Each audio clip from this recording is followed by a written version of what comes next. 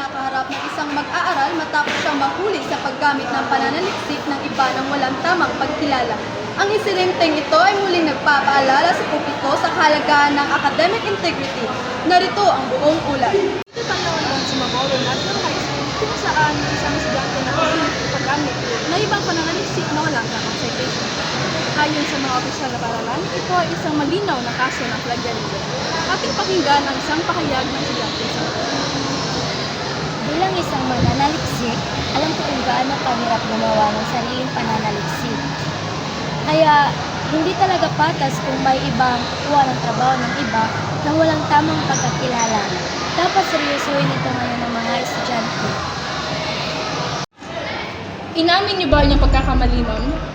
Aaminin ko po, nagkamali ako. Kinuha ko lang po ang impormasyon sa internet at hindi ko po nailagay ang tamang pagkakalan ng mga akda. Hindi ko alam na plagiarism pala iyon. Kaya handa po akong tanggapin ng anumang parusa at matuto mula sa aking pagkakamali. Upang bigyan tayo ng mas malalim na pag-unawa sa isyong ito, makakasama natin si Professor Sarat, isang eksperto sa pananaliksik. Professor, ano nga ba ang plagiarism at bakit ito isang seryosong paglabag? Ang plagiarismo ay ang paggamit ng ideya o gawa ng iba ng walang tamang pagkilala. Isa itong paglabag sa etika ng pananaliksik. Bilang mga mananaliksik, may tatlong pangunahing tungkulin tayo upang maiwasan ito.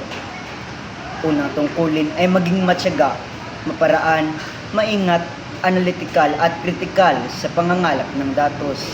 Dapat tayong maging masusi sa pagsasaliksik upang makuha ang tamang impormasyon.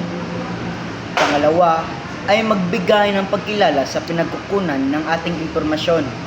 Malaga ang tamang paggamit ng citation upang igalang ang orihinal na may akda. At panghuli naman ay maging matapat at responsable sa ating pananaliksik.